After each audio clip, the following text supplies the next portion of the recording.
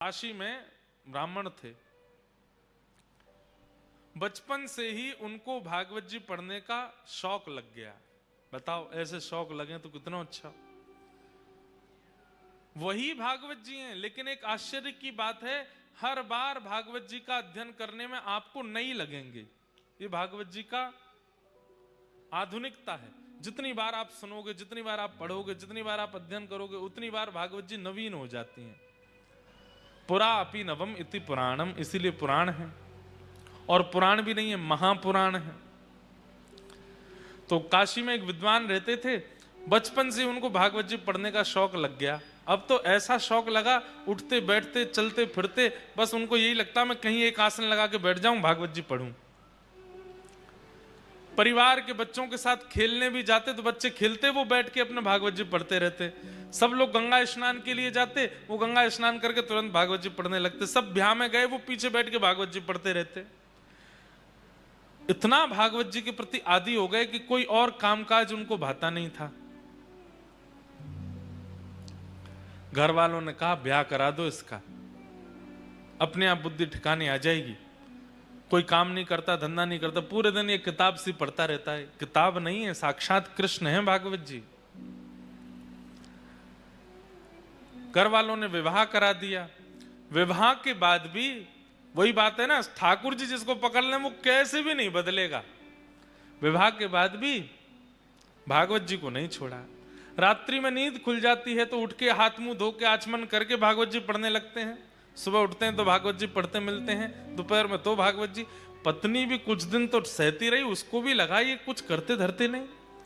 एक दिन पतिदेव से कहा गृहस्थ आश्रम में आ गए हैं, थोड़ा कुछ कार्य धंधा भी किया कीजिए। देवी हम आपसे एक सत्य बात कहें। बोले क्या?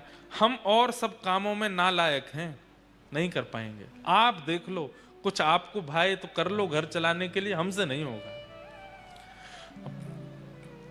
आजकल की कन्या होती तो छोड़ के चली गई होती, पर पुराने भारत के बोले अब क्या करें, हम ही कुछ करते हैं। तो वो घर घर जाती, भोजन बनाती और उससे जो वेतन मिलता उससे घर चलता था। पतिदेव कुछ नहीं करते। चलने लगा घर, 2-3 बालक भी हो गए, लेकिन भागवत जी के प्रति मोह घटा नहीं।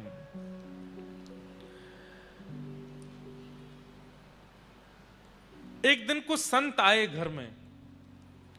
अब इतनी कमाई तो होती नहीं थी पत्नी की, थोड़ी बहुत होती थी जिससे कि बच्चे और ये लोग प्रसाद पा लेते थे। आज का प्रसाद पा लिया, नया राशन शाम को लेके आना था बाजार से। उसी बीच में संतों की टोली आ गई। और प्राचीन भारत में संत जन बता करके पूछ करके नहीं आते थे, बस आ जाते थे। और द्वार पर आकर के बस प्रार्थना भी नहीं, द्वार पर आकर के बस कहते थे कि हम इतने संत हैं, हमारी व्यवस्था करो। अब घर उस समय के भारत के लोग पूछते भी नहीं थे, व्यवस्था करते थे। संत आए थे, संत आ गए, आकर के घर में बैठ गए।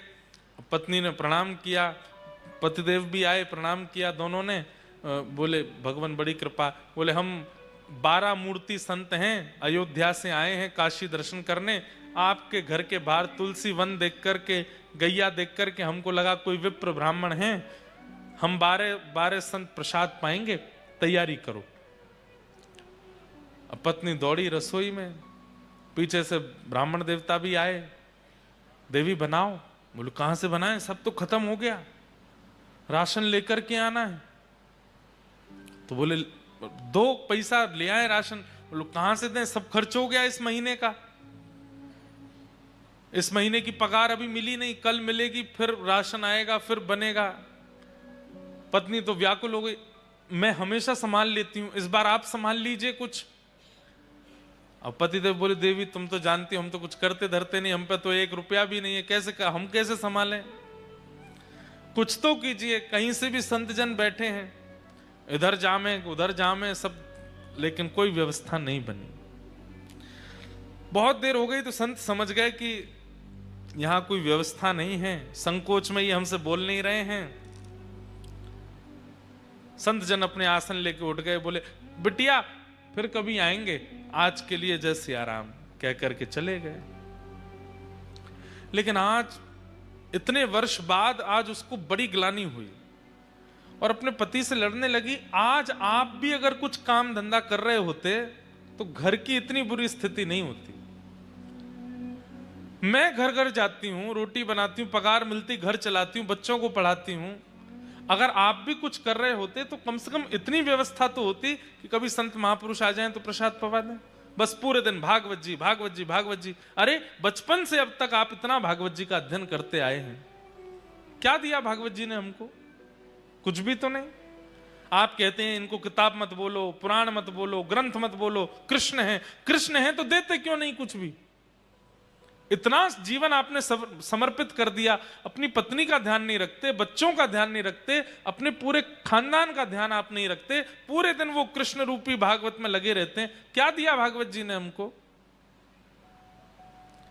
जिस घर से संतों को भूखा जाना पड़ता हो, ऐसे घर में भागवत जी को मैं कृष्ण नहीं मानती। देवी ऐसा मत बोलो, तुम अभी जानती नहीं, वो साक्षात श्री कृष्ण है। मैं जब अध्ययन करता हूं मुझे नृत्य करते हुए, बोलते हुए श्री कृष्ण दिखाई देते हैं। तो ऐसा है, फिर आज एक काम कीजिए। बोले क्या? अपनी उठाइए भागवत जी और चले जाइए, घर में संभाल लूंगी, बच्चों को मैं संभाल लूंगी, सर्वस्व आपकी भागवत जी हैं। जिन भागवत जी के कारण हमारे पति की स्थिति ऐसी, संतों को भूखा जाना पड़े, मैं उनको अब घर में नहीं रखने दूंगी। इतनी बड़ी बात हो गई। पत्नी के इतना बोलने पर पतिदेव बोले, दुनिया कृष्ण को घर में बुलाती है, तुम घर से निकाल रही हो।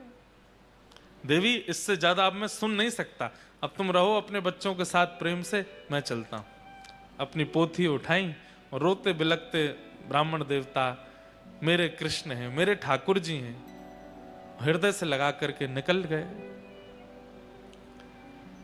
गंगा के तट पे जाके बहुत रोए।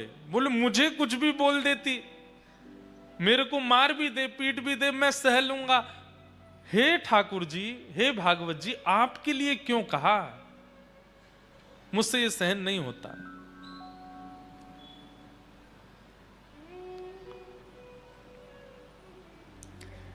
प्रबल प्रेम के पाले पड़कर हरि को नियम बदलते देखा, अपना मान टले टल जाए, पर भक्त का मान न टलते देखा। जब रोने लगे वो ब्राह्मण देवता, भागवत जी को हृदय से लगा के, ठाकुर जी से सहन नहीं हुआ। ठाकुर जी मन में विचार करने लगे, भैया ये 40-41 वर्ष के हो गए ब्राह्मण, और जब से इन्होंने होश संभाला तब से केवल भागवत जी का ही अध्ययन किया, भागवत जी का ही पाठ करते हैं, कुछ काम कुछ भी नहीं, सब कुछ मुझे अर्पित कर दिया। और आज भागवत जी के लिए 2 शब्द गलत सुन के घर से ही निकल गए। मैं जाऊंगा। और काशी में छोटे से गोपाल जी प्रकट हो गए, और प्रकट होकर के ऊंची धोती पहन करके, सिर पर बढ़िया स्वाफा बांध करके, और बढ़िया कजरारे नेत्र हैं ठाकुर जी के, हाथों में कड़ूला पहने हैं, पैरों में सुंदर पाजेब पहनी है, कमर में करधनी पहनी है, गले में कंठा और एक सुंदर बगनखा पहना है, कानों में छोटे छोटे सुंदर हीरे के मोती हैं। ऐसी अद्भुत छवि ठाकुर जी की। लेकिन अपने सिर पर डलिया लेकर के कुछ बेचने वाला व्यक्ति होता है, ऐसे बन करके निकले। लेकिन सब इनको देख करके आश्चर्यचकित हो रहे हैं। क्यों? बोले भैया रोड पर कुछ सामग्री देने वाले व्यक्ति के रूप में इतना आकर्षण, वस्त्रों में इतना आकर्षण, चाल ढाल में इतना आकर्षण, ये तो बिल्कुल ललित गति, टेढ़ी मेढ़ी सी चाल, और ऐसे सुंदर सिर पर डलिया लेकर के, और बढ़िया स्वाफा सिर पर बांध के, एक स्वाफा कंधा पर डाल के, पसीना पहुंचते भय, और चल रहे हैं। जो देखे वही इन पर लुभा जाए। पहुंच गए ब्राह्मण के घर पर, दरवाजा खटखटाया। पत्नी ने जैसे ही द्वार खोल करके देखा, छोटे से गोपाल जी, गदमदरा से हाथ, गदमदरा से पाम, नेक सो पेट निकरो भयो है, गले में सुंदर हार पहने हैं, हाथों में सुंदर मणि के सुंदर कड़ूला पहने हैं, सब चमक रहे हैं। देख करके वो भी आश्चर्यचकित, इतना प्यारा बालक, इतना सुंदर श्रृंगार करके ऐसे घूम रहा है। कहो बालक, तुम्हारी माता जी कहां है, कहां से आए हो, और इतने से तुम हो और इतनी बड़ी डलिया भारी सिर पर लेके कहां घूम रहे हो, क्या चाहिए? देखो खाने पीने की वस्तु तो मेरे पास नहीं है, जल पिला सकती हूं। ठाकुर जी खड़े खड़े देख रहे हैं, और तुम इतने प्यारे हो, इतने सुंदर, माँ ने अकेले कैसे छोड़ दिए, कहां है तुम्हारी माता जी? तो ठाकुर जी उसको इशारा करते हैं, हम पे बोलना नहीं आता। अच्छा गूंगे हो? ठाकुर जी बोले अच्छा गूंगे हो, कुछ लिखने को दूं, लिख के बताओगे? बोले हाँ। लिखने के लिए कुछ दिया तो ठाकुर जी उस पर लिख रहे हैं। क्या लिखे? बोले आपके पति जो हैं उनका मैं सेठ हूं, आपके पतिदेव का मैं सेठ हूं, वो मेरे यहां पर गुप्त नौकरी करते हैं और बचपन से मेरे यहां नौकरी कर रहे हैं, आज तक अपनी पगार नहीं लेकर के गए। आज मुझे कैसे भी करके पता चला कि उनको धन की बड़ी आवश्यकता है, तो 12 वर्ष की आयु से लेकर के 41 वर्ष की आयु तक उन्होंने जितना भी मेरे यहां कार्य किया उसकी जो पगार होनी चाहिए वो सब लेकर के आया हूं, आपके द्वार पर रख करके जा रहा हूं, उनको दे दीजिएगा। ऐसा कह करके लिख करके उसको पकड़ा दिया। अब वो पढ़ने लगी, पढ़ते पढ़ते पढ़ते अंत में सोच भी रही है, इतने छोटे से सेठ जी हमारे पतिदेव के, जैसे देखा तो डलिया रखी है, ठाकुर जी तो अंतर ध्यान हो गए वहां से। डलिया के ऊपर से जैसे ही वस्त्र हटाया, ऐसी ऐसी मणियां रत्न आभूषणों से जड़ित, और इतने सुंदर सुंदर उसमें स्वर्ण के आभूषण, मणियां, हीरे जवाहरात सब चमक रहे हैं। अरे काशी के नरेश के पास भी इतनी संपत्ति नहीं होगी जितनी संपत्ति और बहुमूल्य मणियों को देख करके वो बालक गए। पत्नी की तो आंखें खुली रह गई, बोले कि पतिदेव इतनी बड़ी नौकरी करते थे, आज तक नहीं बताया। डलिया उठाने लगी तो उठी नहीं, बच्चों को बुलाया, 3-4 बच्चे स्वयं लगे तो जैसे तैसे खिसका के भीतर लाए। इतनी धन संपत्ति देख करके पत्नी तो बड़ी व्याकुल हो गई। छोटे वाले बालक को भेजा, जाओ पिताजी को ढूंढो, गंगा के तट पर होंगे, उनसे कहो जल्दी हमें लौट करके, माँ ने बढ़िया पकवान बनाए हैं घर में। बालक दौड़ा दौड़ा गया तो वहां पर भागवत जी का पाठ कर रहे थे, अश्रुबिंद गिर रहे हैं। पिताजी जल्दी घर आइए, मैया ने बहुत सुंदर पकवान बनाए हैं आपके लिए, वो प्रतीक्षा कर रही हैं, आप पाएंगे तभी पाएंगे, जल्दी आ जाइए। ब्राह्मण देवता सोचने लगे, लड़ने के बाद पकवान कौन बनाता है घर में? हमको घर से निकाल दिया, इतना सब कुछ बड़ा बुरा बोल दिया, और सुबह संतों को पवाने के लिए एक फूटी कौड़ी नहीं थी, अब पकवान बनाए हैं। चलो भागवत जी का पाठ पूर्ण करके हृदय से लगा के गए। लौट करके घर जैसे ही आए, द्वार खटखटाया, इतने में तो पत्नी उसमें से कुछ स्वर्ण लेकर के बढ़िया साड़ी आड़ी खरीद के बढ़िया सुंदर तैयारियां करके आ चुकी है घर पर, पूरा घर सजा दिया। जैसे ही द्वार खुला, अपनी पत्नी को इतने सुंदर वेश में देख करके ब्राह्मण देवता, अच्छा गलती से आ गया हूँ, कोई और घर है शायद आगे वाला होगा। पत्नी बोली, अरे यही मैं ही हूं, कहां जा रहे हैं? देवी तुम हो? इतनी गोरी पहले तो नहीं लगी थी, इतना बढ़िया वस्त्र पहले तो नहीं पहना, कहां से आया? बच्चे आए निकल करके, वो भी बढ़िया सुंदर सुंदर धोती कुर्ता पहन के, तो बच्चों को देख के बोले, ये कहां से लाए हो? मैं तो आज इतने वर्ष हो गए, एक एक 2 कुर्ताओं में पूरा जीवन निकाल दिया, कैसे आया भाई, ये कौन करके गया ये सब? पत्नी बोली, ज्यादा होशियार मत बनिए, सारी पोल पट्टी खुल गई है आपकी। बोले क्या पोल पट्टी? बोले आपकी नौकरी वोकरी के बारे में सब पता चल गया हमको। पतिदेव बोले, कौन सी नौकरी, हम कुछ नहीं करते। अच्छा आओ भीतर आओ। भीतर ले जाकर के डलिया रखी थी कमरे में, खोल के दिखाया, देखिए रत्नों की चमकाहट देख करके बोले, देवी कहां से चोरी करके लाई हो? बोले चोरी नहीं करके लाई हूं, आपका मालिक आया था, गूंगा मालिक।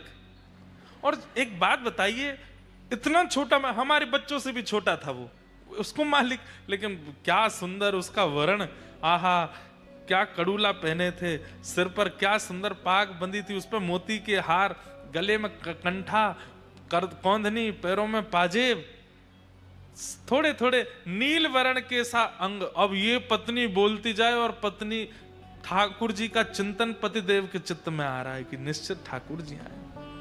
देवी तुम्हें कैसे पता? उन्होंने बताया, बोले को लिख के दे के गए हैं। जब बोले मुझे दिखाओ कहां लिखा है, पर्चा दिया तो पत्र देखा, उसमें जितनी लिपियां थीं वो लिपियां देखते देखते वो आपस में मिलने लगी, और मिलते मिलते मिलते मिलते वो समस्त लिपियां एक आकृति बनाती हैं, और उस आकृति में नन्हे से गोपाल जी सिर पर डलिया रखे ऐसे खड़े हैं, वो एक आकृति प्रकट हो जाती। नेत्र सजल हो गए, बेहोश हो गए ब्राह्मण देवता, होश में आए तो रोने लगे। देवी वो कहां गए, कहां चले गए, मुझे बताओ ना। अरे सेठ जी हैं, तुम्हें तो पता होगी कहां है। अरे वो सेठ मेरे नहीं है, पूरे विश्व के सेठ हैं, साक्षात ठाकुर जी आए थे। और ये जो बात कहकर के गए ना कि मैंने जीवन भर उनके यहां नौकरी की है, ये भागवत जी ही, मैं अकिंचन भाव से भागवत जी का जो पाठ करता था उसी का वो पूर्ण जो भी मैंने किया है उसका वो सब वेतन देने के लिए आए थे। श्रीमद् भागवत जी को तुम कृष्ण नहीं मानती, वो भागवत जी कृष्ण स्वरूप ही आए थे और ये सब दे करके गए। श्रीमद् भागवत ग्रंथ नहीं है, पोथी नहीं है बंधु, आज आ गए हैं, प्रयास कीजिएगा, अपना आसन संग लेकर के आइए, जिस स्थान पर बैठे हैं नित्य उसी स्थान पर बैठिए, एक एक शब्द ध्यान से सुनिए और सुनने के बाद अपने जीवन में उतारना प्रारंभ कर दीजिए। एक क्षण की भी कथा छूटे ना। आप अनुभव करेंगे 8वें दिन से ही स्वप्न में, अनुभव में, किसी कृपा से ठाकुर जी की अनुभूति होने लग जाएगी। भागवत जी की ऐसी कृपा है। श्रीमद् भागवत साक्षात कृष्ण की प्राप्ति कराती है। 5 वर्ष की भागवत जी की सेवा का फल हमको मिला। श्री गिरधर लाल जी, 5 वर्ष की सेवा होते ही गिरधर लाल जी मिल गए।